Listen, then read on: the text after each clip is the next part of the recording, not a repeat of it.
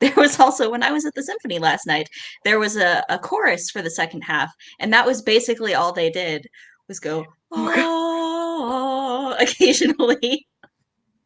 And It was, I'll have such wonderful dreams. honestly, I would have. I didn't actually fall asleep. We were also in the second row, so the musicians would have seen me if I fell asleep. Oh God. And I I was hope like, they would have taken that's it as a rude. Don't do compliment, that. but Do not. yeah. Um, Um, how was the other thing? It doesn't matter, not really. Oh yes. How far have you made it so far in the walk to Mordor? I made an additional 2 miles this week, making it a total of 6. You'll get there eventually.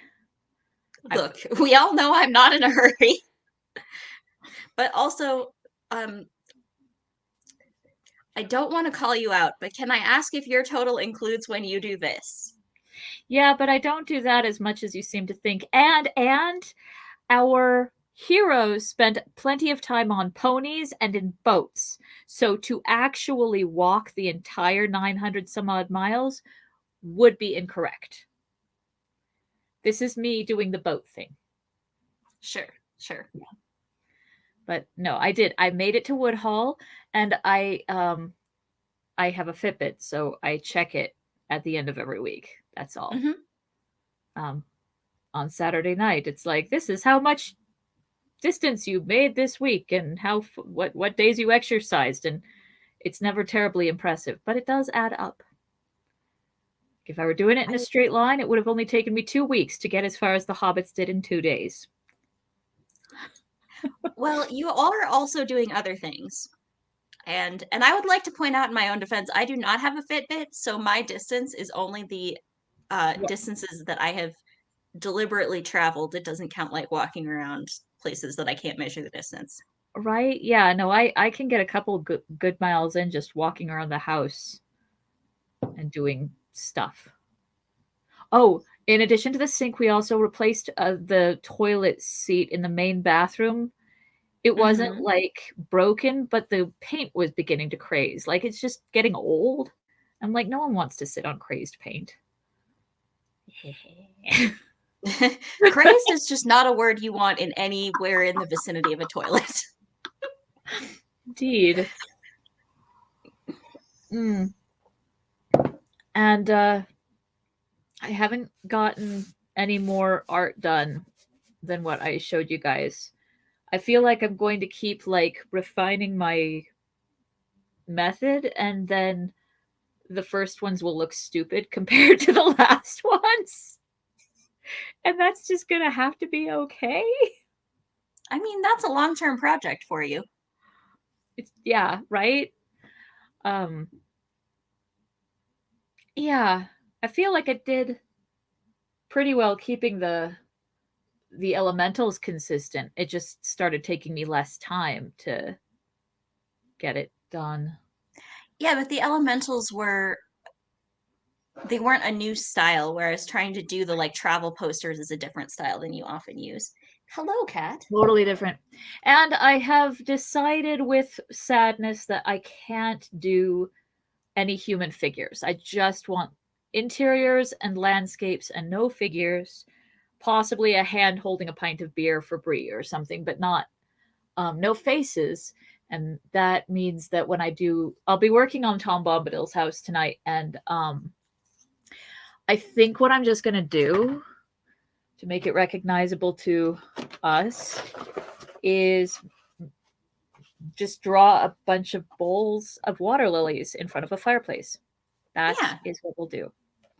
So kind of like this is where Gold sitting, but she just stood up and stepped away for a moment. Exactly. In fact, she canonically stands up and leaps over the bowls and goes and shuts the door. This is a picture of that. I remember the other triumph. It is a bitch to find white rice flour anymore. And that's the Hmm. one that's the most that I use the most for all of my cooking, right? Of all of the gluten-free flours.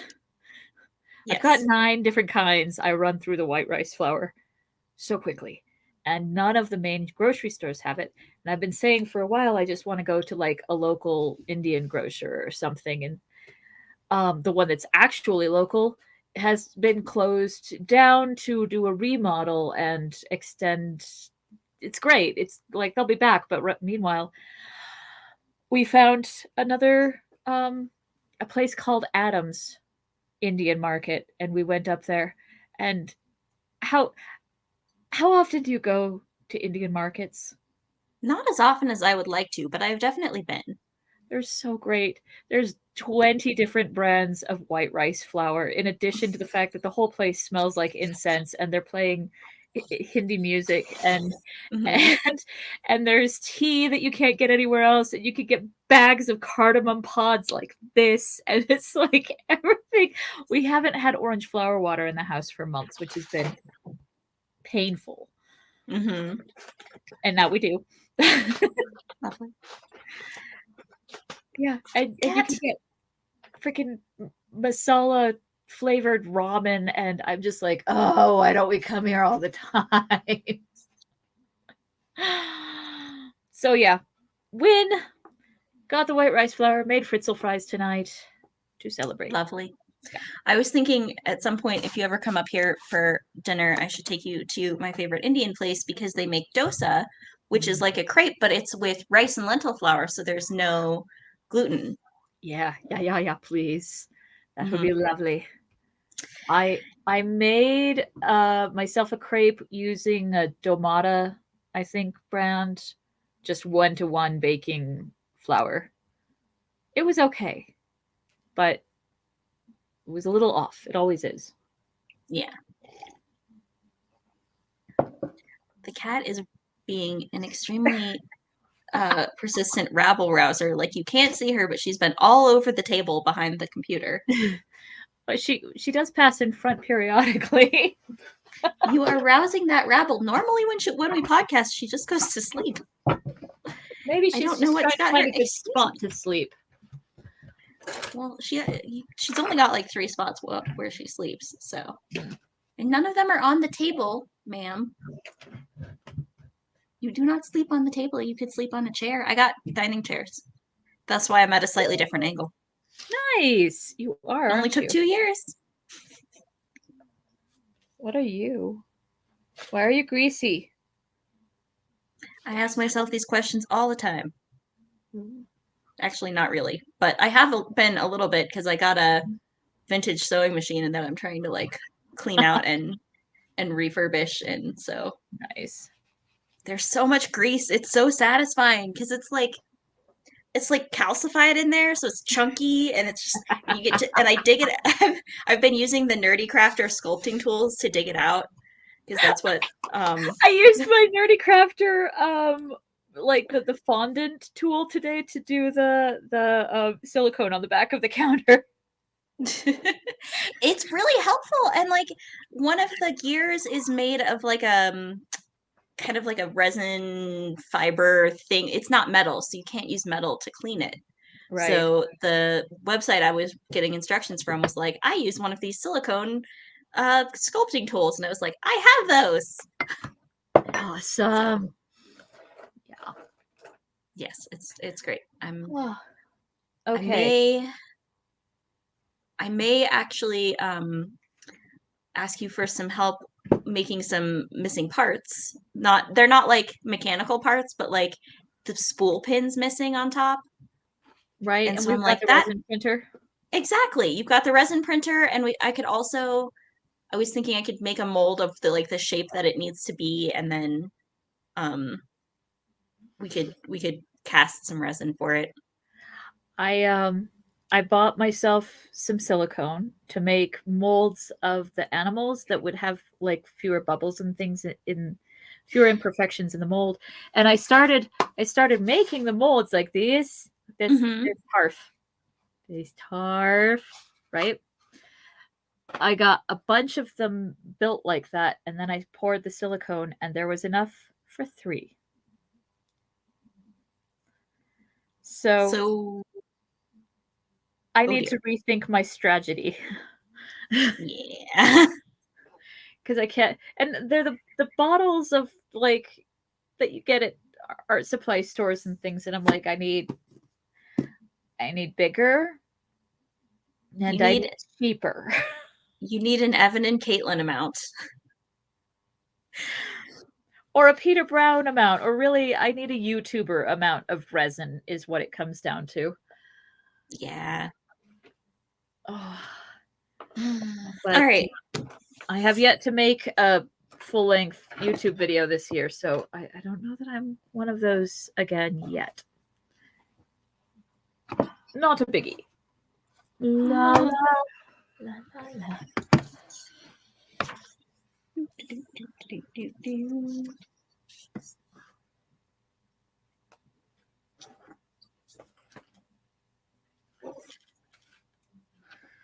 What are you working on? I am working on. So this is how those postcards start out. This is watercolor paper under some masking tape. Mm-hmm. And then I cut, and then I peel, and then I paint. Oh, neat. That makes sense. Yeah. One moment. My toilet is running. I need to go catch it. Ha ha ha ha. Well, while that happens, let's see if we can figure out in the house of Tom Bombadil. We could do this for a hearth. No, we should do the hearth a little lower. We should do the hearth a little lower and have it come like this. And then, let's see. That's where the fire will be.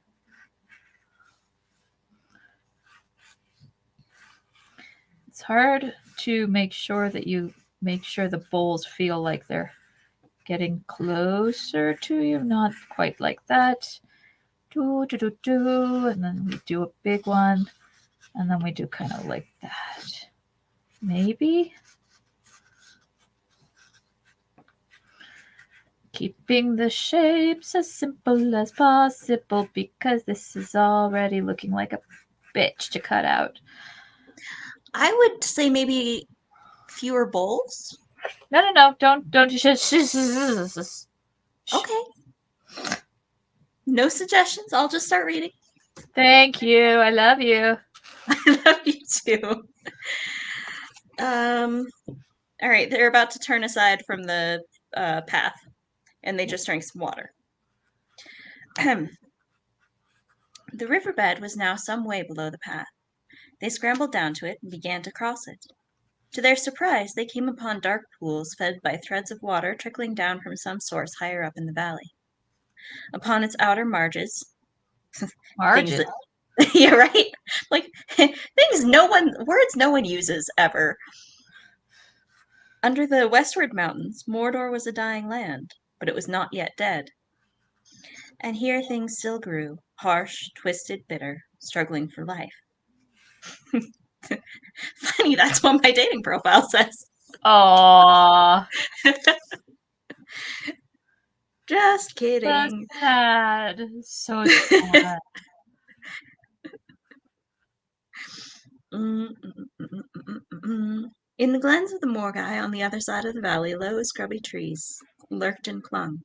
Coarse gray grass tussocks fought with the stones, and withered mosses crawled on them, and everywhere great writhing, tangled brambles sprawled. Some had long, stabbing thorns, some hooked barbs that rent like knives. The sullen, shriveled leaves of a past year hung on them, grating and rattling in the sad airs, but their maggot-ridden buds were only just opening.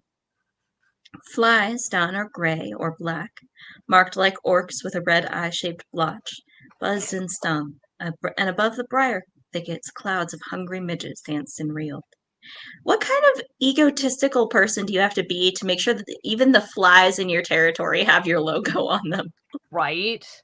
That's some bullshit. I also love that in that entire description, every single word was chosen from like, of all the words you could use for any of this, he chose the most bleak, barren, harsh, like awful words. You cannot mistake this for anything other than it is. Yep. Like even the midges, they danced and reeled. They're fucking drunk. Even the midges are corrupted and gross. And it's like, how do you make a midge sound more bad? Right, worse than it already was by virtue of being a midge. Worse than mosquitoes. Drunken mosquitoes. And logoed flies. Orc ear's no good, said Sam, waving his arms. I wish I'd got an orc's hide. At last Frodo could go no further. They had climbed up a narrow shelving ravine, but they still had a long way to go before they could even come in sight of the last craggy ridge. I must rest now, Sam, and sleep if I can, said Frodo. He looked about, but there seemed nowhere even for an animal to crawl into in this dismal country. At length, tired out, they slunk under a curtain of brambles that hung down like a mat over a low rock face. There they sat and made such a meal as they could. Keeping back the precious lembas for the evil days ahead, they ate the half of what remained in Sam's bag of Faramir's provision, some dried fruit and a small slip of cured meat, and they sipped some water. They had drunk again from the pools in the valley. They were very thirsty again. There was a bitter tang in the air of Mordor that dried the mouth. When Sam thought of water, even his hopeful spirit quailed. Beyond the Morgai, there was the dreadful plain of Gorgoroth to cross. Now you go to sleep first, Mr. Frodo, he said. It's getting dark again. I reckon this day is nearly over. Frodo sighed and was asleep almost before the words were spoken. Sam struggled with his own weariness, and he took Frodo's hand. And there he sat silent till deep night fell. Then, at last, to keep himself awake, he crawled from the hiding place and looked out. The land seemed full of creaking and cracking and sly noises. There was no sound of voice or of foot. Far above the Efelduath in the west, the night sky was still dim and pale. There, peeping among the cloud rack above a dark tor high up in the mountains, Sam saw a white star twinkle for a while. The beauty of it smote his heart as he looked up out of the forsaken land, and hope returned to him. For like a shaft, clear and cold, the thought pierced him that in the end the shadow was only a small and passing thing. There was light and high beauty forever beyond its reach. His song in the tower had been defiance rather than hope, for then he was thinking of himself. Now for a moment his own fate and even his master's ceased to trouble him. He crawled back into the branches and laid himself by Frodo's side, and putting away all fear, he cast himself into a deep, untroubled sleep. This cat, I swear. Do you want to come down and sit on my lap? Is that what we're trying to do here?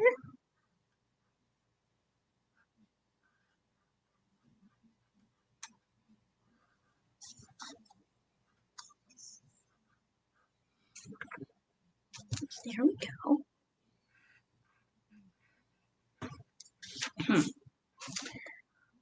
Readjust my computer to account for the lap cat situation. Yes.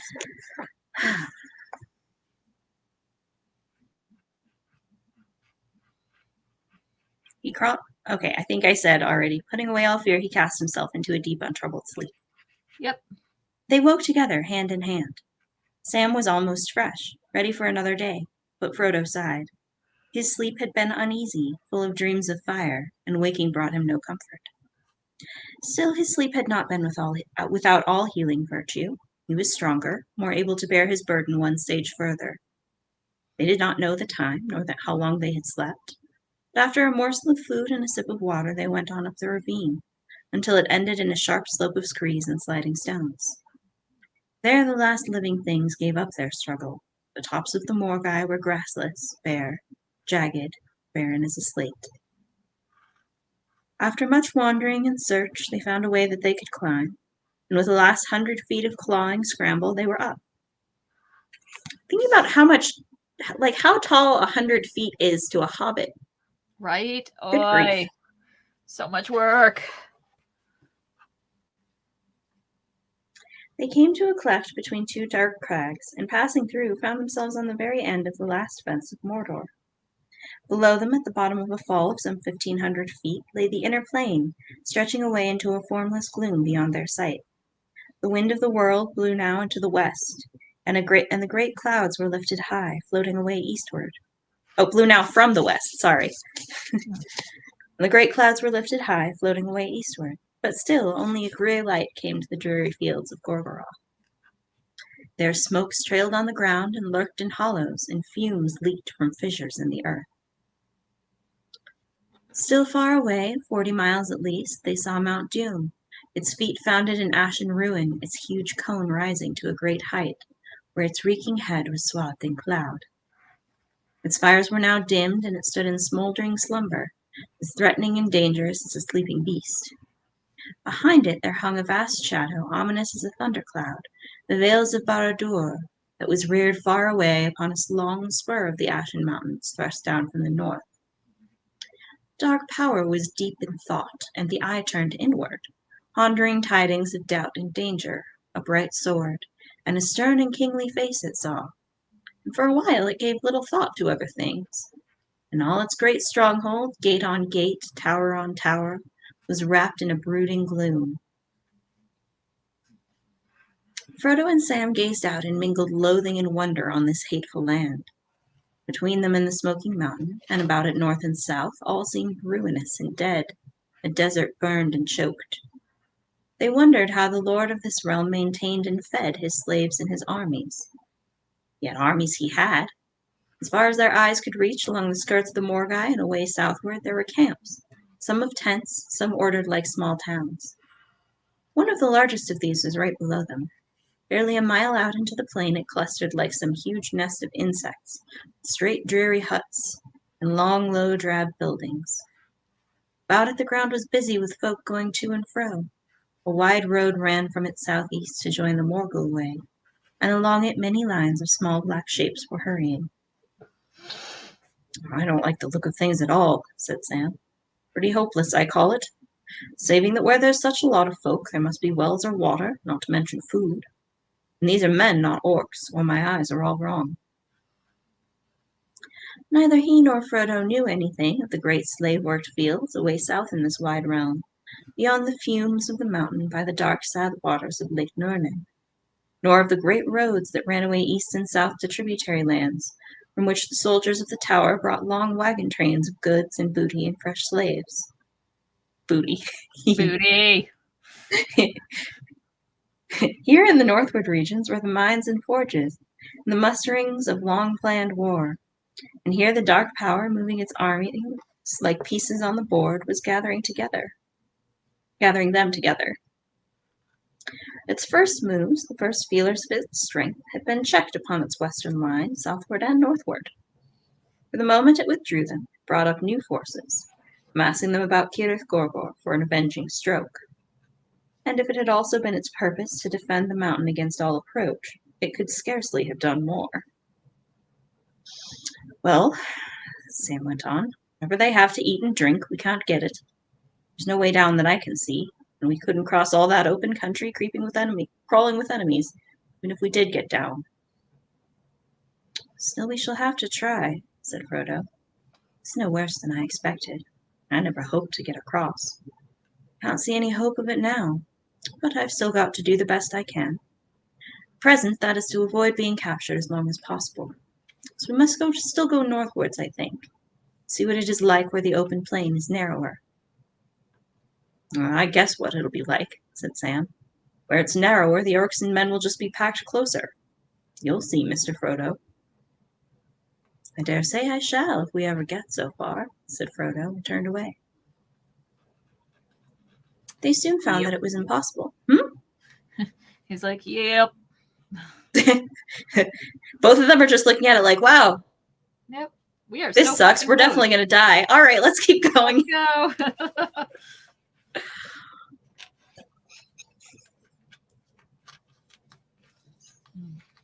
I'm pausing to watch the peeling because it looks very satisfying. It is. It's going to be more so when I don't have to use strips. I discovered that they sell sheets of masking tape, and I ordered some.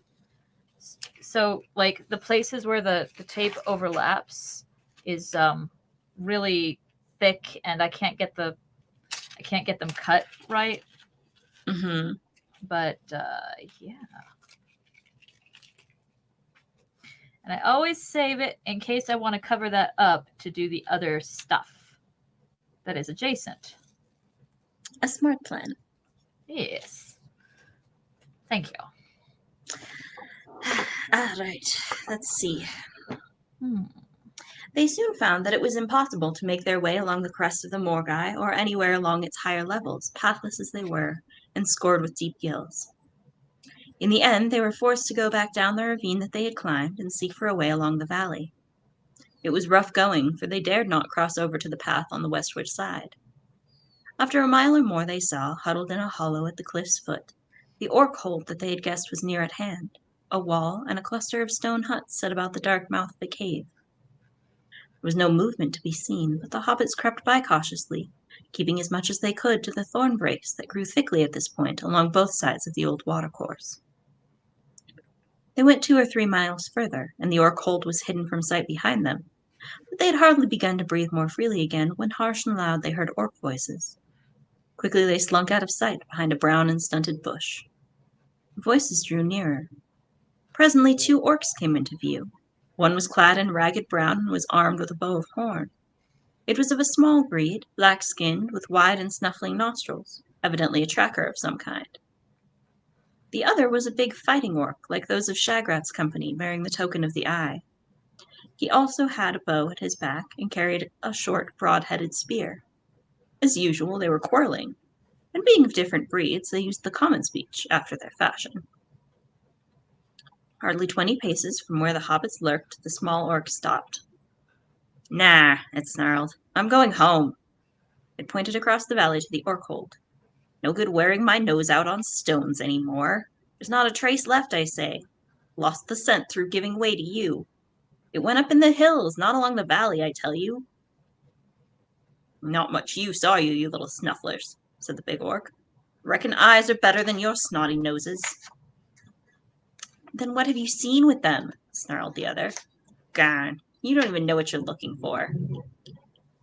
Whose blame's that? Said the soldier. Not mine. That comes from higher up. First they say it's a great elf in bright armor, then it's a sort of small dwarf man, then it must be a pack of rebel Uruk-hai. Well, maybe it's all the lot together. I do have some sympathy for the, like, look, I'm getting orders and they're telling me all different kinds of shit, so I don't even know what we're looking for, dude.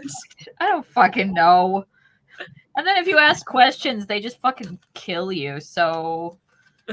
So I guess we're out here till whenever. Arr, said the tracker.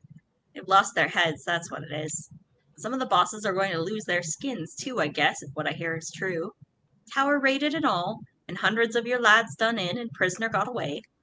If that's the way you fighters go on, small wonder there's bad news from the battles. Who says there's bad news? Shouted the soldier. Who says there isn't? That's cursed rebel talk, and I'll stick you if you don't shut it down, see? All right, said the tracker. I'll say no more and go on thinking. What's the black sneak got to do with it all? That gobbler with the flapping hands? I don't know. Nothing, maybe. He's up to no good, nosing around, I'll wager. Curse him. No sooner had he slipped us and run off than word came he's wanted alive. Wanted quick. Well, I hope they get him and put him through it, growled the tracker. Messed up the scent back there, pinching that cast-off mail shirt that he found, paddling all around the place before I could get there. Saved his life, anyhow, said the soldier. Why, before I knew he was wanted, I shot him as neat, at 50 paces, right in the back. But he ran on.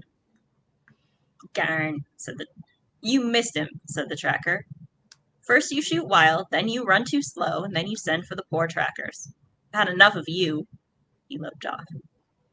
You come back, shouted the soldier, or I'll report you. Who to? Not to your precious Shagrat. He won't be captain any more. I'll give your name and number to the Nazgul, said the soldier, lowering his voice to a hiss. One of them's in charge at the tower now. The other halted, and his voice was full of fear and rage. You cursed peaching sneak thief, he yelled. You can't do your job, and you can't even stick by your own folk. Go to your filthy shriekers, and may they freeze the flesh off you. If the enemy doesn't get them first. They've done in number 1, I've heard, and I hope it's true. The big it's orc... true, Snaga. It's true. The big orc, spear in hand, leapt after him. But the tracker, springing behind a stone, put an arrow in his eye as he ran up, and he fell with a crash. The other ran off across the valley and disappeared. Orcs really, like, they just have to leave the orcs alone together for 5 minutes and they'll take care of each other. Right? It's really the Jesus. gist of this chapter. I love that Sam gave them the excuse of no, it wasn't us fighting each other to the last orc. It was totally some kind of weird rescue mission, and like, yeah, ignore the bodies that are strangling each other. It was a pack of rebel Urukai, totally. Total rebels, fucking rebels. For a while, the hobbits sat in silence. At length, Sam stirred.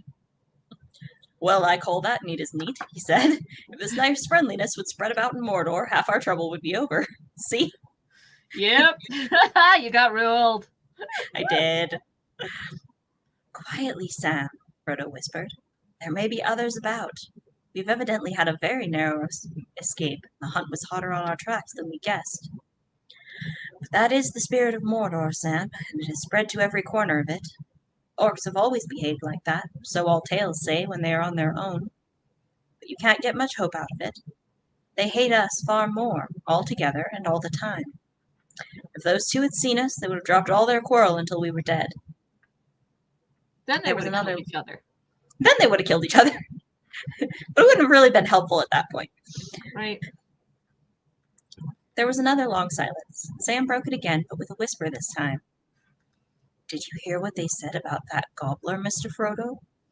I told you Gollum wasn't dead yet, didn't I? A turkey?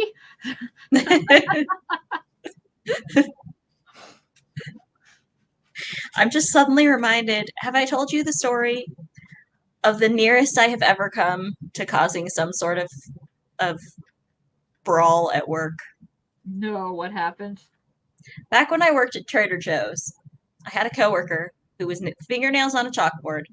Perfectly nice lady, just drove me absolutely bananas for some people just get you that way. Yeah, abso-fucking-lutely, go for it. So we had a turkey costume for Thanksgiving, and it was someone's job to wear the turkey costume. And they gave it to her. And I was serving samples at the sample booth, and she was hanging around the sample booth for 2 hours, and about every 15 seconds she'd go, gobble, gobble. Oh, God, no. And you didn't kill her? It was, like, I developed a twitch that I don't know if I have ever fully recovered from. Like, it was bad. Oh, no. So anytime I hear the word gobble now, that's what I think of. Oh, fabulous. You've been traumatized. Indeed. Let's see. I told you Gollum wasn't dead yet, didn't I? Yes, I remember. And I wondered how you knew, said Frodo. Well, come now. We had better not move out from here again until it has gone quite dark. So you shall tell me how you know and all about what happened, if you can do it quietly. I'll try, said Sam. When I think of that stinker, I get so hot I could shout. It's a weird sentence in a modern context. It really is. It's like screwing yourself to face a thing, too. Like, oh, yeah, these things don't mean this anymore. There the hobbits sat under the cover of the thorny bush, while the drear light of Mordor faded slowly into a deep and starless night. And Sam spoke into Frodo's ear all that he could find words for of Gollum's treacherous attack, the horror of Shelob, and his own adventures with the orcs. When he had finished... Frodo never saw Shelob. That's true. She hits him from behind, and then he's, like, gone for the rest of it. He did raise the star glass in her tunnel and see her then, but he probably just saw, like, the reflections of her eyes and maybe a leg or two. Right. Not the whole thing. Not the whole scary thing. Not the whole scary thing. Man, I had a nightmare last night that there was, like, a spider web next to my bed with the skeleton of a tarantula on it. Yeah. And which is horrifying. And it took me until several minutes after I woke up to go, wait a second, tarantulas don't have skeletons. Skeletons. You're safe. Whew, close one. Damn it, Michaels, and your Halloween decor that is anatomically completely incorrect. It's so bad. I love it.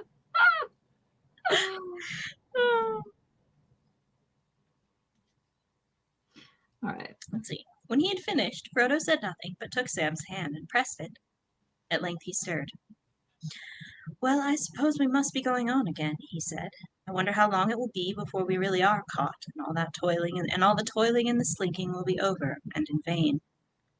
He stood up.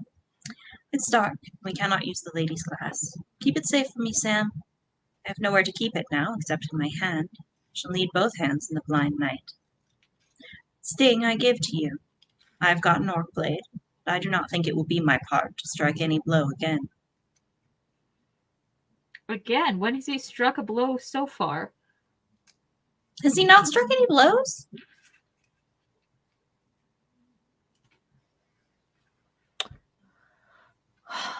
I think, at least in the movie, he and the hobbits were all fighting in Moria. Yeah, but I can't remember if that's in the book. But didn't he cut the hand off the Barrow-wight? Yes, he did. He cut the hand off. So he fought a ghost so far.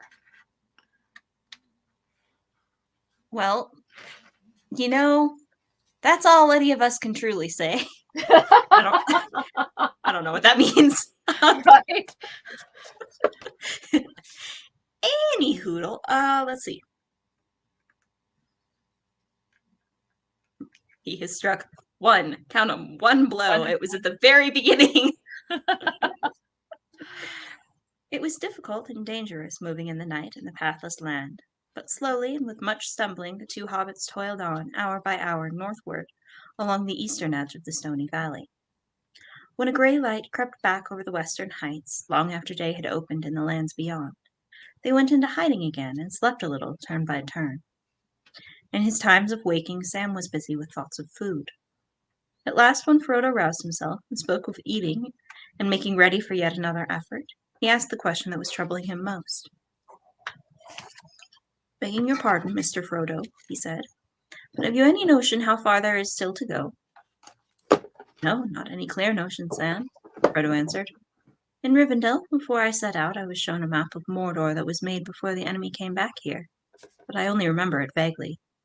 I remember clearest that there was a place in the north where the western range and the northern range send out spurs that nearly meet. That must be 20 leagues at least from the bridge back by the tower. It might be a good point at which to cross, but of course if we get there, we shall be further than we were from the mountain. 60 miles from it, I should think. I guess that we have gone about 12 leagues north from the bridge by now. Even if all goes well, I could hardly reach the mountain in a week. I'm afraid, Sam, that the burden will get very heavy, and I shall go still slower as we get nearer. Sam sighed. Not being too optimistic. Yes. Sam sighed. Well, that's just as I feared, he said. Well, to say nothing of water, we've got to eat less, Mr. Frodo, or else move a bit quicker, at any rate while we're still in this valley. One more bite and all the food's ended, save the elves' waybread. I'll try and be a bit quicker, Sam, said Frodo, drawing a deep breath. Come on, then. Let's start another march. It was not yet quite dark again. They plodded along into the night. The hours passed in a weary, stumbling trudge. Trudging? Trudging. The slow, weary, determined... No. Depressing yet determined walk of a man who has nothing left in his life except the impulse to simply soldier on. We just watched that. Blue had never seen it. Oh, what a treat. It holds up. It is so beautiful. It's so good. I frequently find myself reciting, particularly the trudging speech. Yeah. In my head. Yeah. I'll be folding laundry, just like trudging. To trudge. Writing? Well, I'm a writer with ink and parchment. It was allegorical. We won't hold that against you. That's for each man to decide for himself.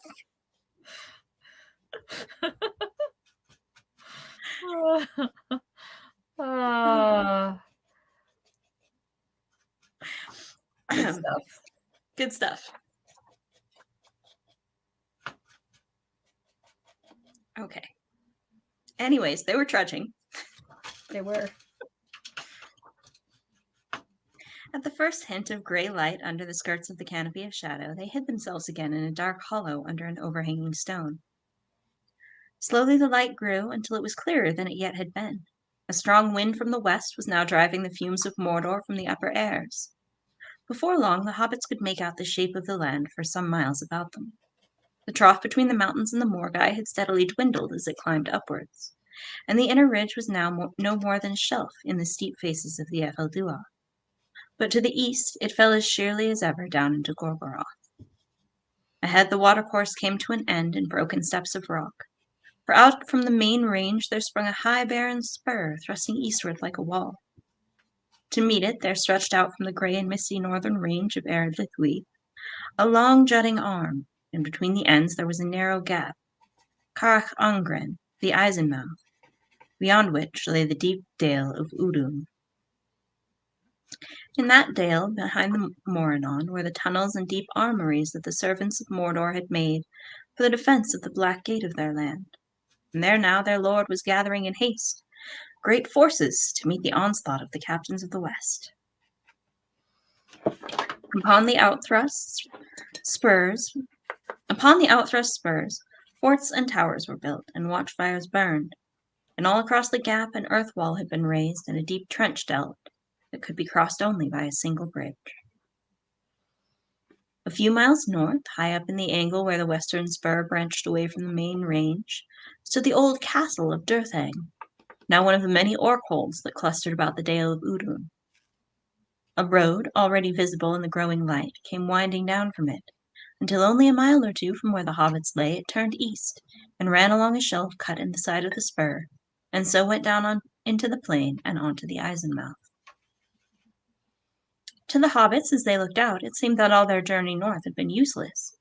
The plain to their right was dim and smoky, and they could see there neither camps nor troops moving, but all that region was under the vigilance of the forts of Carach Angren. "We have come to a dead end, Sam," said Frodo. "If we go on, we shall only come up to that orc tower. But the only road to take is that road that comes down from it, unless we go back. We can't climb up westward or climb down eastward." "Then we must take the road, Mr. Frodo," said Sam. "We must take it and chance our luck, if there is any luck in Mordor. Might as well give ourselves up as wander about any more, or try to go back. Our food won't last. We've got to make a dash for it." "All right, Sam," said Frodo. "Lead me, as long as you've got any hope left. Mine is gone. But I can't dash, Sam. I'll just plod along after you. Before you start... What? Drudge.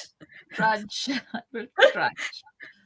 Before you start any more plodding, you need sleep and food, Mr. Frodo. Come and take what you can get of them."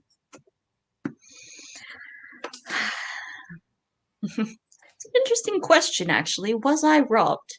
Yes, and yet at the same time, a huge resounding no. More a sort of involuntary vow of poverty.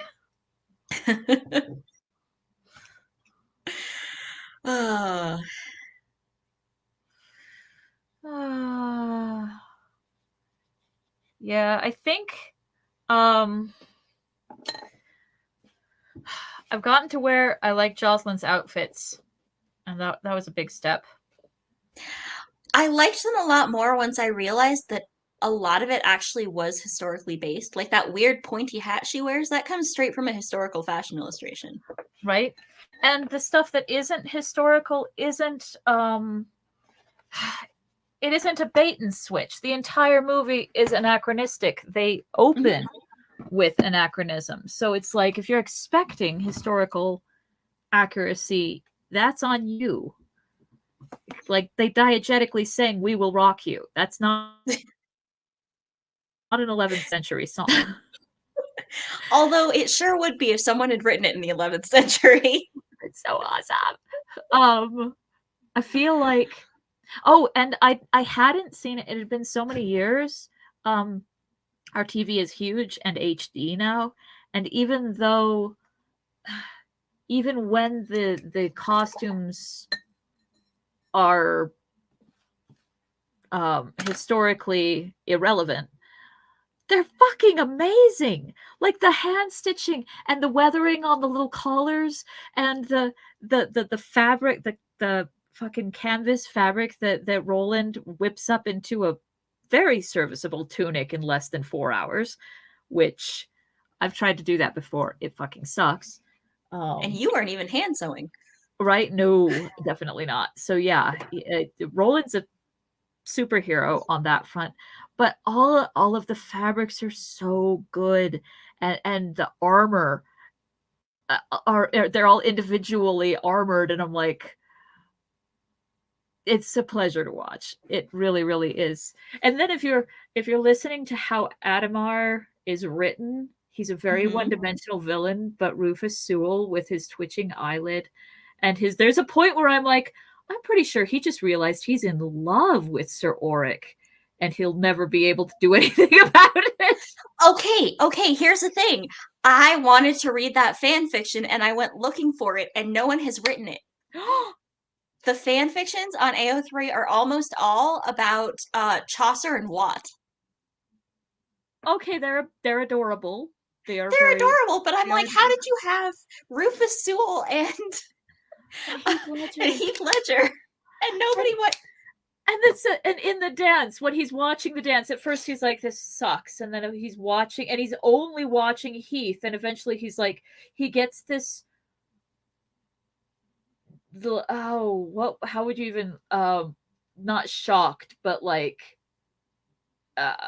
horrified? A horrified expression on his face. And then when he leaves, he's walking blindly, like he's just lost his mother. Like and we know he doesn't care about Jocelyn that much. Not even a little bit. Not a bit. Yeah. It's my headcanon now. In as much as someone that villainous can love, he did. And yeah, it's like a really weird, messed up obsession. But it was there. It was totally there. I just got paint water on my screen. Whoops. Oops. Well, on that note, I am gonna go do something. I actually have to do some work, but I don't want to. Annual reviews. I need to let this dry real good because I learned the hard way that if I try putting the tape back on while it's even a tiny, tiny bit damp, it'll peel the color right off. I should show you the original for Crick Hollow. It is heartbreaking. Oh no. Like, thank you, digital manipulation, because without that, I would have had to just throw it out and start over. Goodness. Well, I will see you next week, and I might be working on some sewing machine cleaning, so watch me scrape oil out of things. Yay! That sounds like so much fun, and I hope you make it closer to Woodhull. Thank you. I will do my best. Excellent. Bye. Cuidado! Llamas!